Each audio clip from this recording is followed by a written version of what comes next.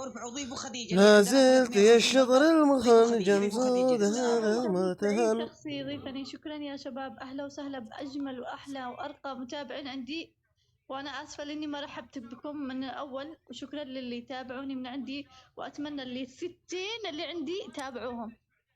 60. هلا يا حبي لها، حبي لها، وين أنت غايب يا دلزة؟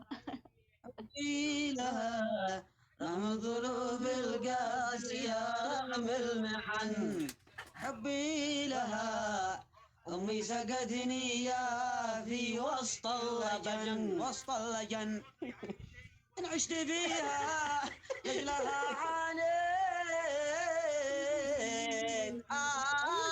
هذه كلماتي طبعا، والحان حسين وأداء كرمة مرسال. قد بدا يخرط من الحصان. كلماتي ما لك شي تزاحم خديجة. ارحب ارحب ارحب ارحب. من هذا؟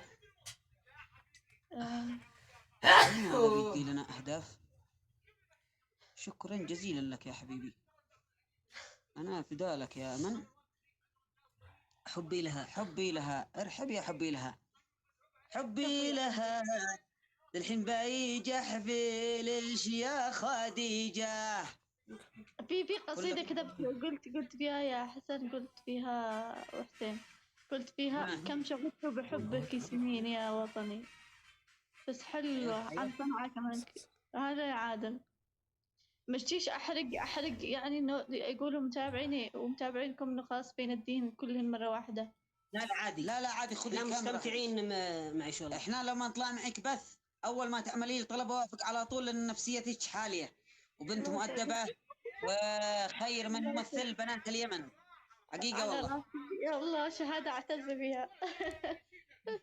مش بسيطه. اكيد انا اشهد له خديجه، لانها يكفي ان اسمها خديجه مرة الرسول، يعني زوجة الرسول. على اسم زوجة الرسول صلى الله عليه وسلم. صلوا على رسول الله، صلوا على رسول الله يا شباب. نشتي 2000 وسلم على سيدنا محمد. بقول لكم هذه القصيده هي نثر، قصيده نثر عن حب اليمن، يعني قلت فيها قولي.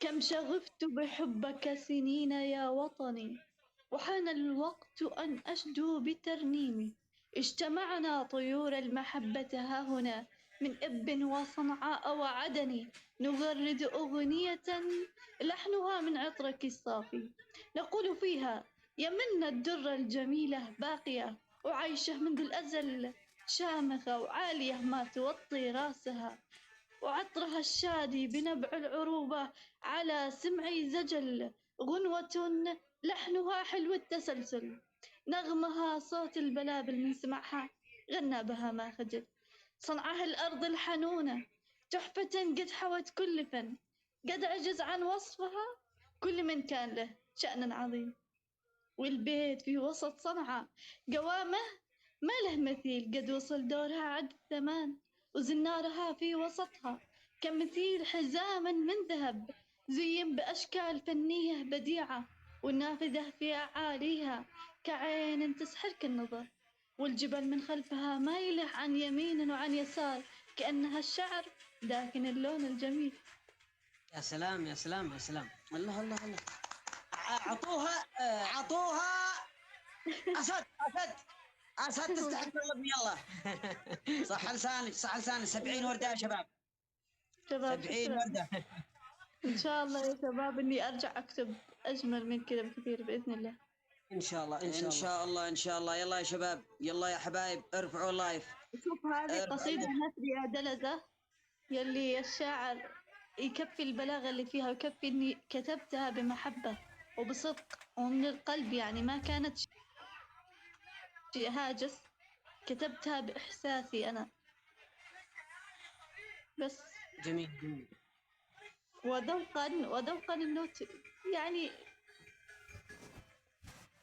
تكتب كلمة حلوة راقية حتى لو في غلط بعدين تعدل، يعني هذا من باب الذوق كشاعر يعني.